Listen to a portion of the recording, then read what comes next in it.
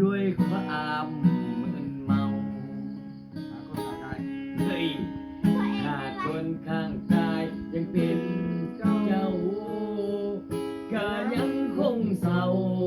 ถ้าเว้าว่าบ่สวงแยกระหว่างทางกับอายสาให้คนข้างหน้าเพิ่นเป็นคนค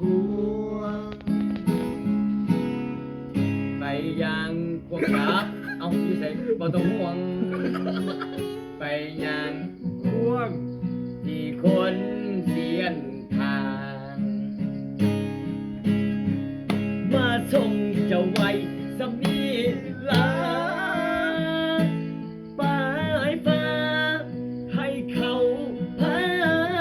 ยางบ่เครียดบ่คมบ่โสมอีหยังระหว่างทางอายมีความสุขหลายเอาเป็นเสย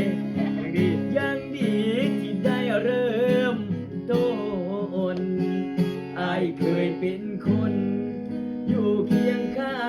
งกาย